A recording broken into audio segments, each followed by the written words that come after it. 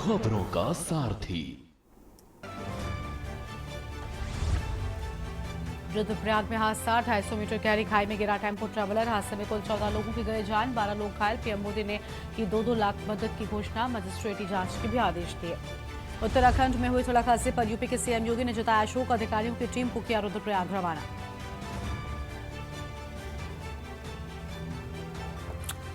रुद्रप्रयाग में हादसा, tempo traveller Alaknanda में गिरा, 14 की मौत। एम्स पहुंचकर सीएम धामी ने जाना घायलों का हाल।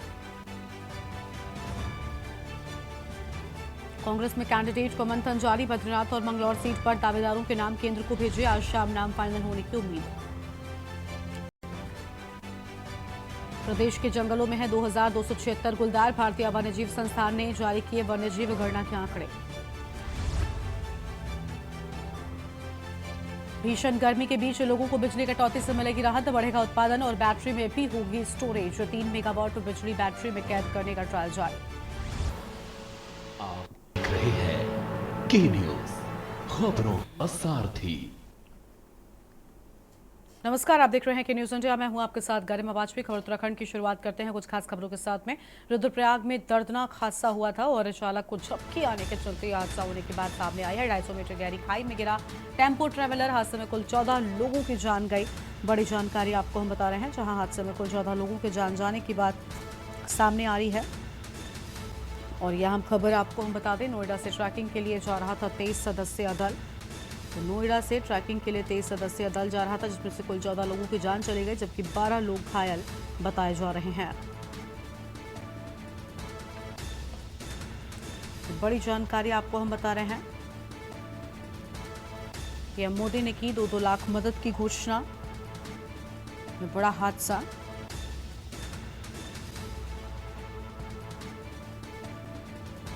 यह बड़ी जानकारी आपको हम बता रहे हैं। रुद्रप्रयाग में दर्दनाक हादसा, चालक को आई झपकी।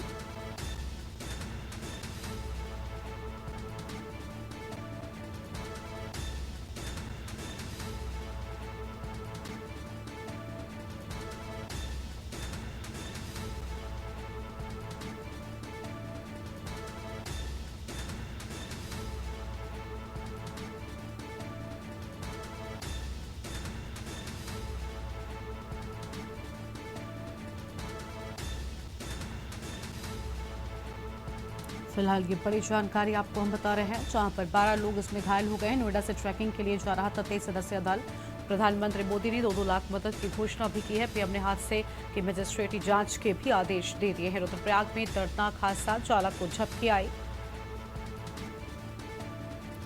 250 मीटर गहरी खाई में गिरा था टेम्पो ट्रैवलर। बड़ी जानकारी आपको हम बता रहे हैं, और इसमें कुल 14 लोगों की जान चली गई, जबकि 12 लोग घायल बताए जाते हैं। ये बड़ा हादसा। लक्सर से अगली खबर आपको हम बताते हैं, जहां पर पंचलेश्वर महादेव मंदिर में गंगा दशहरा पर्व पर भक्तों की उमड़ी भीड़ लाइन में लगाकर भक्त कर रहे हैं इंतजार। भगवान शिव का जलाभिषेक कर मांग रहे हैं मन्नत। और मंदिर परिसर में भव्य मेले का आयोजन किए जाने की भी बात सामने आई है। बड़ी जानकारी आपको हम बता रहे हैं, जहां मंदिर परिसर में भव्य मेले का भी आयोजन किए जाने की बात सामने आई है। फिलहाल ये बड़ी जानकारी आपको हम बता रहे हैं। और गंगा दशहरा पर्व पर भक्तों की भीड़ उमड़ती हुई नजर आई। तो गंगा दशहरा पर्व पर उमड़ी भक्तों की भीड़, लाइन में लगकर भक्त कर रहे हैं इंतजार। ये बड़ी खबर आपको हम बता रहे हैं, भगवान शिव का जलाभिषेक कर मांग रहे मन्नत। मंदिर परिसर में भव्य मेले का आयोजन किए जाने की बात सामने आई है। बड़ी खबर आपको हम बता दें। और लक्सर से खबर, पंचलेश्वर महादेव मंदिर में गंगा दशहरा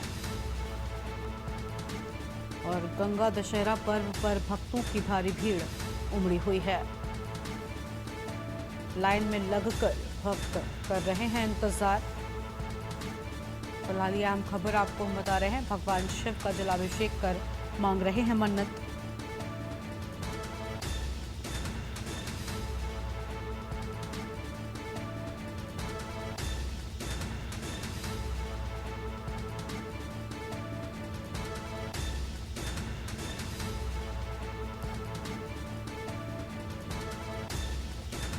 तो ये बड़ी जानकारी आपको हम बता रहे हैं।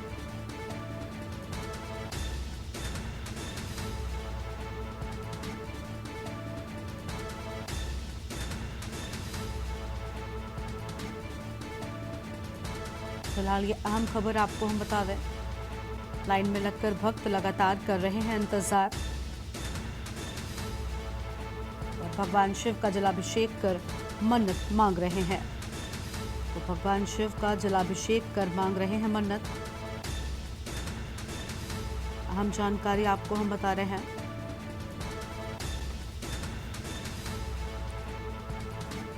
और अगली खबर का रुख कर लेते हैं देहरादून से खबर, जहां प्रदेश भर में भीषण गर्मी का कहर जारी है। मैदानी इलाकों में भीषण गर्मी का कहर बीते कई दिनों से राजधानी में हीट वेव देखने को मिल रही है और आसपास के मैदानी इलाकों में तापमान 42 डिग्री के पार पहुंच चुका है और 17 जून से बदल सकता है मौसम। मौसम विभाग की ओर से ये जानकारी। पहाड़ों और मैदानों तक हो सकती है हल्की बारिश।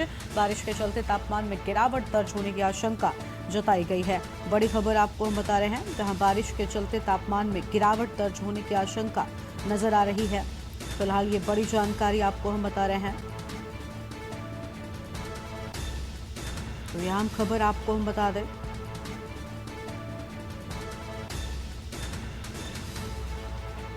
पहाड़ों और मैदानों तक हो सकती है हल्की बरसात।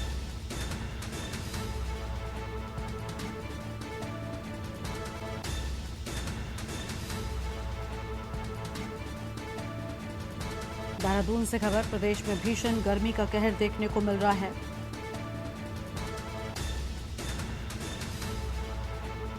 बड़ी जानकारी आपको हम बता रहे हैं।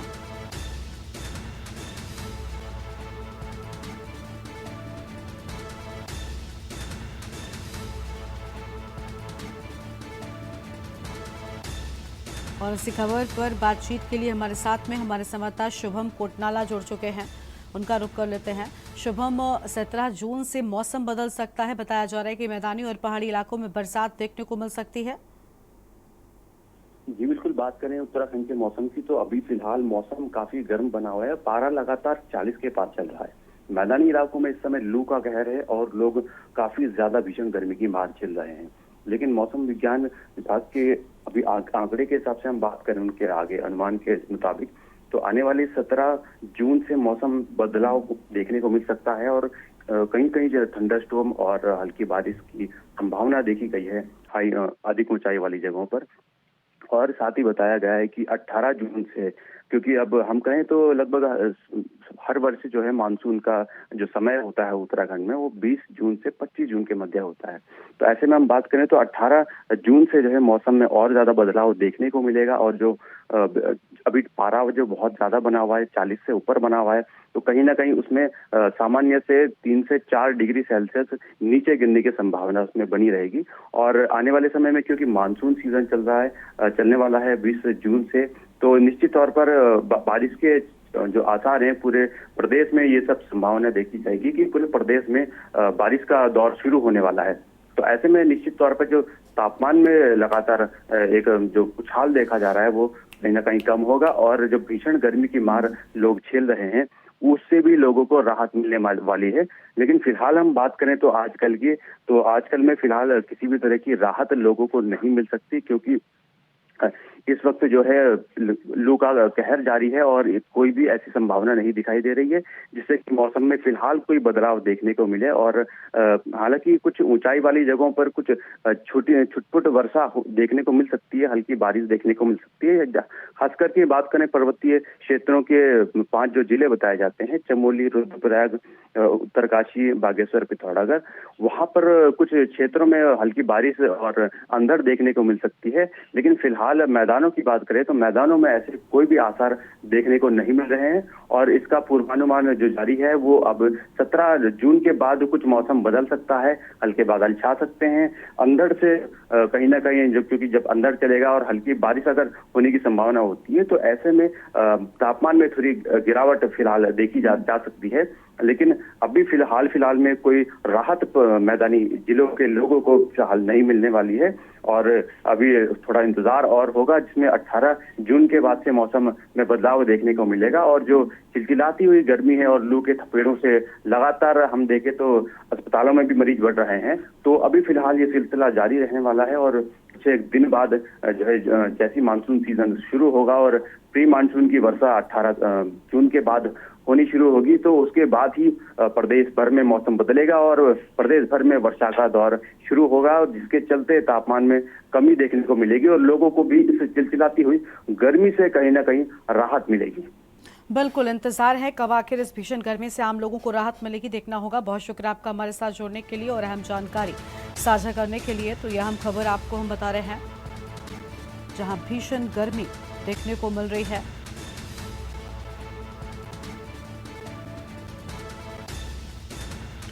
देहरादून से खबर आपको हम बता रहे थे। आगे बढ़ते हैं खबरों की ओर। खबर है लक्सर से, जहां लक्सर के भुरनी गांव के 200 परिवार पीने के पानी को परेशान हैं। उनके घरों में लगे निजी नल या तो सूख चुके हैं या गंदा पानी दे रहे हैं। सरकारी नलों से भी 2 से 3 दिन ही साफ पानी दे रहे हैं। इसके चलते गांव के लोग इन्हें 2-3 नलों पर लंबी लाइन लगाकर पीने का पानी भरने को मजबूर हैं। और आपको बता दें कि लक्सर के भुरनी गांव में 2000 की आबादी है। गांव के अधिवक्ता राजेश सैनी ने कहा कि क्षेत्र में जमीन के 8 से 10 फुट नीचे पानी निकल आता है, लिहाजा लोगों के घरों के नल 20 से 40 फुट गहराई पर लगे हैं। इस बार ज्यादा गर्मी से पानी का स्तर नीचे चला गया है, इससे घरों के कुछ नल सूख गए हैं और कुछ गंदा पानी दे रहे हैं।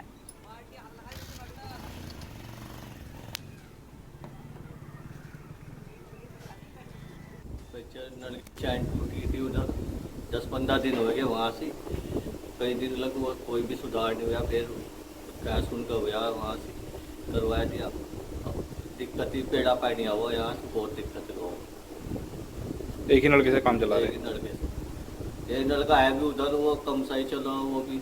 गांव में जो नल लगे हुए हैं 2-3 नल गांव में ख़राब पड़े हैं और मैं विभाग वाले उनको ठीक नहीं करा रहे। और गांव में सौ जल की टंकी लगने की प्रक्रिया चल रही है। बोरवेल हो चुका करीब 4-5 महीने पहले।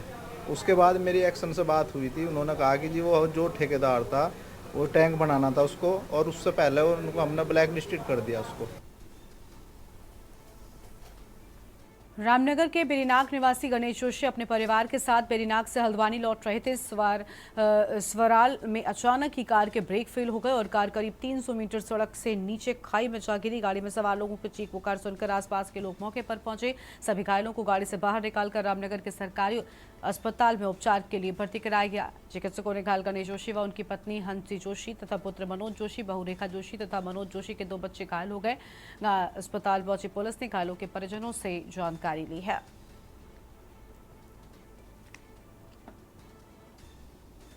जी ज़्यादा तो मुझे जानकारी नहीं है, मगर ये लोग जो गणेश जोशी जी हैं, ये पूजा के लिए अपने घर मूल निवास बेरीनाग रैतोली गए थे। लौटते समय ये हादसा हुआ है और किस प्रकार हुआ है ये ज़्यादा जानकारी मुझे है। वापस कहाँ आ रहे थे? वापस हल्द्वानी। तो गाड़ी जो गिरी है किधर क्षेत्र में गिरी है? ये सौराल जगह है। कितने मीटर नीचे गिरी है? लगभग बता रहे हैं, जो गांव वाले ने बताया कि लगभग 300 मीटर बता रहे हैं। तो आप रामनगर अस्पताल आए? जी जी जी। तो यहाँ से रेफर कर दिया? यहाँ से रेफर हल्द्वानी के लिए करवा लिया। कितने लोग थे गाड़ी में? 4 लोग बड़े थे, 2 बच्चे थे।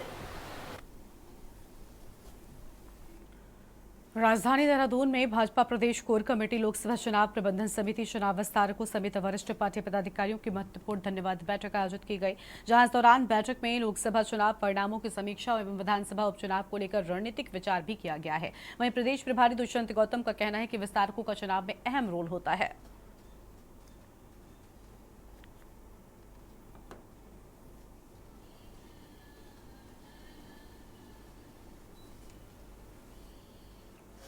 देवभूमि उत्तराखंड में हुए लोकसभा चुनाव के बाद अब उपचुनाव जीतने की नई जंग शुरू हो चुकी है। प्रदेश की 2 विधानसभा बद्रीनाथ और मंगलौर विधानसभा सीटों के लिए तारीखों का ऐलान भी हो चुका है, जिसके बाद तमाम राजनीतिक दलों ने इस दंगल को जीतने की रणनीति तैयार कर ली और साथ ही प्रत्याशियों के नामों का भी ऐलान कर दिया है। वहीं भाजपा और बसपा ने अपने प्रत्याशी घोषित भी कर दिए हैं, जबकि कांग्रेस अभी अपने प्रत्याशियों के नामों पर मंथन कर रही है। मिली जानकारी के मुताबिक कांग्रेस ने पैनल तैयार कर लिया है। सूत्रों के मुताबिक कांग्रेस ने मंगलौर से अकेले पूर्व विधायक काजी निजामुद्दीन का नाम पैनल में रखा है।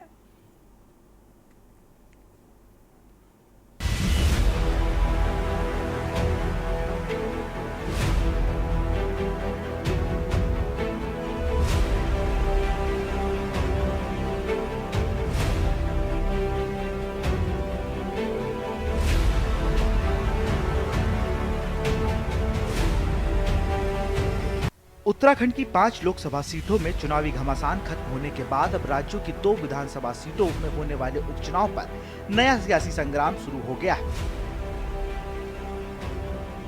10 जुलाई को राज्य की मंगलौर और बद्रीनाथ सीट पर मतदान होगा, जबकि 13 जुलाई को नतीजे घोषित किए जाएंगे। सत्ताधारी दल भाजपा ने दोनों सीटों पर प्रत्याशी घोषित किए हैं। भाजपा ने बद्रीनाथ सीट से पूर्व विधायक राजेंद्र भंडारी और मैंगलोर सीट से करतार सिंह भड़ाना को मैदान में उतारा है। वहीं बसपा ने पूर्व विधायक सरबत करीम अंसारी के बेटे उबैदुर रहमान को प्रत्याशी बनाया है। कांग्रेस ने भाजपा के प्रत्याशी चयन पर कटाक्ष किया है। कांग्रेस का कहना है कि भाजपा ने बद्रीनाथ और मैंगलोर उपचुनाव में हाल ही में दल बदल करने वाले नेताओं को टिकट देकर साफ कर दिया है कि पार्टी के पास योग्य नेताओं का संकट है।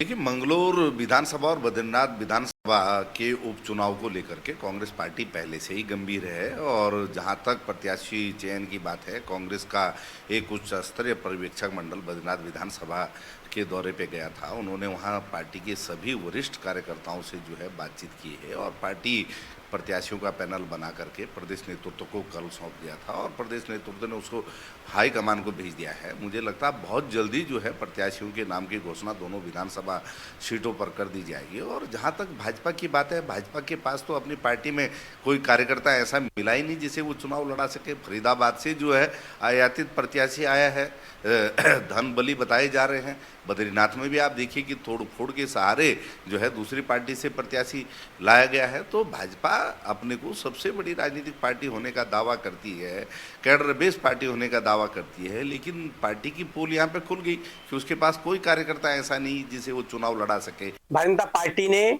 अपने कार्यकर्ताओं की रायशुमारी और हमारे वरिष्ठ जो भारतीय जनता पार्टी के पदाधिकारी हैं उस क्षेत्र में और वहां पर क्षेत्रीय संतुलन की रायशुमारी करते हुए जो नाम 3 नामों का पैनल केंद्रीय पार्लियामेंट्री बोर्ड को भेजा था प्रदेश पार्लियामेंट्री बोर्ड के द्वारा, उन नामों में से हमारे बद्रीनाथ के लिए आदरणीय राजेंद्र भंडारी जी को और मंगलौर विधानसभा के लिए करतार सिंह भड़ाना जी को प्रत्याशी घोषित किया है और निश्चित रूप से बहुत ही मजबूत कंडे भारतीय जनता पार्टी के द्वारा घोषित किए गए हैं और दोनों सीटों को हम प्रचंड बहुमत के साथ जीतेंगे, हम सबकी उम्मीद है।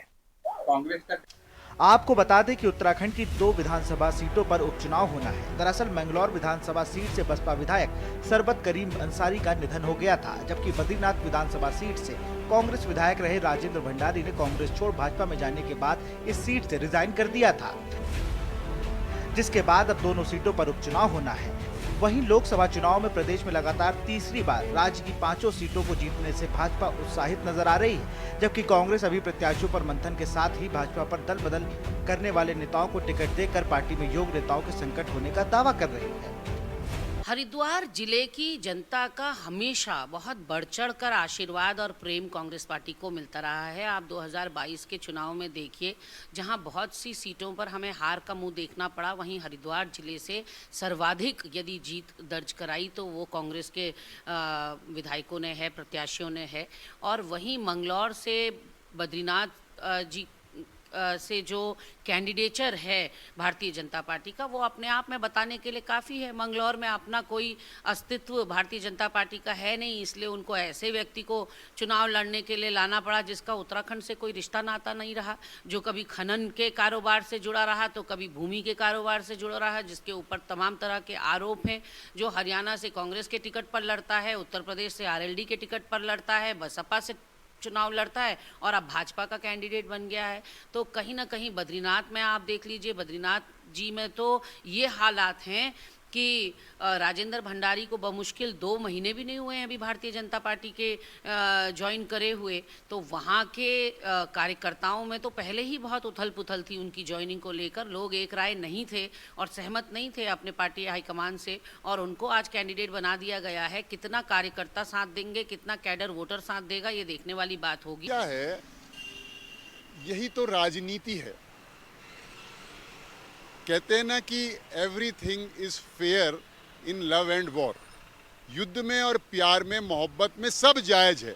यही तो तिकड़म है, कौन सा पत्ता कब चलना है, कैसे चलना है, कहाँ चलना है, किसको लड़ाना है, किसको नहीं लड़ाना है। अंतवा गत्वा वोट तो कमल के निशान पर ही पड़ना है।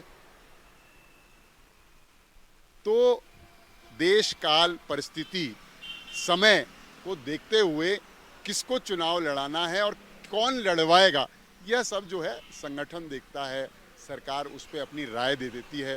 तो यही राजनीति है, इसी को राजनीति कहते हैं। कब आगे बढ़ना है, कब पीछे करना है, कब अपने कार्यकर्ताओं को कैसे संतुष्ट करना है, और जो कार्यकर्ता जिताऊ हैं, अगर वो बाहर से भी आए हैं लेकिन जिताऊ हैं, तो उनको लड़ाना है कि नहीं लड़ाना है। तो ये सब राजनीति का एक पार्ट है, ये अंग है। कुल मिलाकर लोकसभा के बाद अब राज्य में उपचुनाव की तैयारी शुरू हो गई है। निश्चित ही भाजपा लोकसभा में मिली जीत से उत्साहित है, लेकिन भाजपा को याद रखना होगा कि मैंगलोर सीट पर भाजपा कभी चुनाव नहीं जीती है, जबकि दूसरी सीट बद्रीनाथ की है, जहां से लगातार विधायक बनते आ रहे राजेंद्र भंडारी भाजपा में चले गए हैं। ऐसे में क्या बद्रीनाथ की जनता दल बदलू नेता को फिर से जिताएगी? आखिर कांग्रेस इन दोनों सीटों में क्या जिताऊ उम्मीदवार उतार पाएगी? Uttarakhand desk report.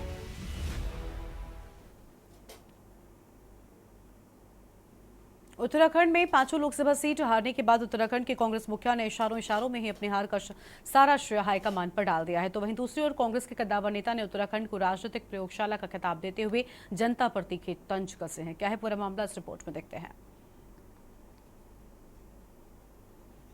लोकसभा चुनाव के परिणाम आने के बाद सत्ता पर बैठी भारतीय जनता पार्टी अपनी सीटों को लेकर उदास है और अपनी हार पर मंथन करने में लगी है, तो दूसरी ओर गठबंधन से मजबूत हुआ विपक्ष अपनी हार पर खुशी का इजहार करने में लगा है, क्योंकि देश के अंदर गठबंधन की मेहनत भले ही मोदी सरकार को हराने में नाकाम रही, लेकिन मोदी सरकार को मजबूती से सत्ता पर आने से रोक लगाने में सफल रही। वैशाखी के सहारे तैयार हुई सरकार अब बिना विपक्ष की सहमति से कोई भी कानून पास करने में नाकाम रहे। लेकिन देश में कई राज्यों में गठबंधन इतना कमजोर रहा कि एक भी सीट अपने नाम दर्ज नहीं कर पाया, और वह सारी गलती प्रदेश की जिम्मेदारी लेकर बैठे प्रदेश अध्यक्ष और जिम्मेदार नेताओं व विधायकों की है। और कई राज्यों में संगठन को चलाने वाले प्रदेश के पदाधिकारी कार्यकर्ताओं ने अपनी गलती को स्वीकारा है। लेकिन उत्तराखंड में 5 लोकसभा सीट हारने के बाद भी कांग्रेस के संगठन को चला रहे प्रदेश के मुखिया प्रदेश अध्यक्ष करण माहरा और कांग्रेस के उत्तराखंड के कद्दावर नेताओं में आने वाले नेता प्रतिपक्ष यशपाल आर्य अपनी गलती को मानने के लिए तैयार ही नहीं। कांग्रेस प्रदेश अध्यक्ष करण माहरा ने इशारों में सारी गलती टिकटों को लेकर हाई कमान के फैसले पर ठहरा दी।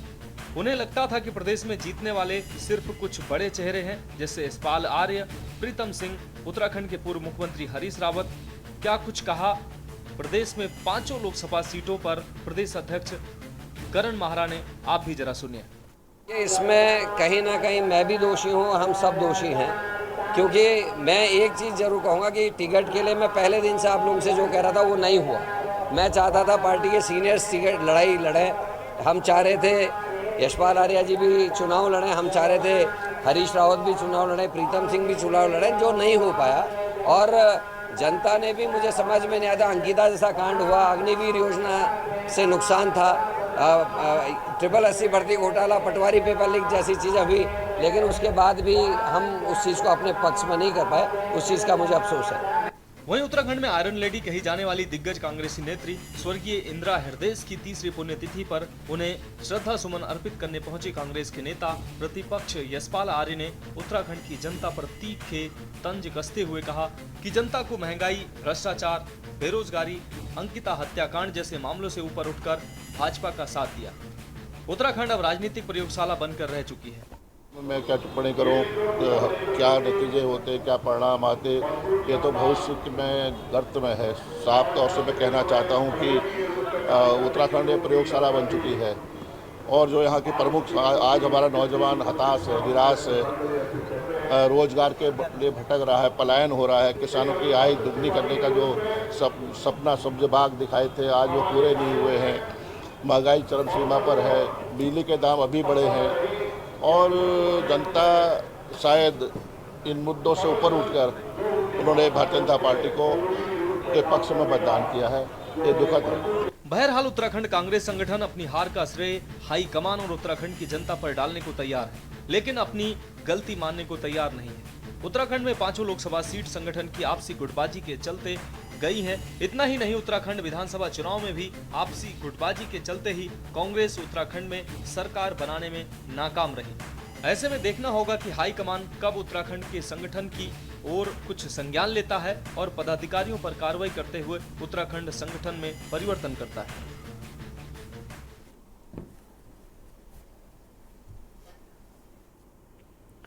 और इस बुलेटिन में फिलहाल इतना ही। आप देखते रहिए के न्यूज़ इंडिया। नमस्कार।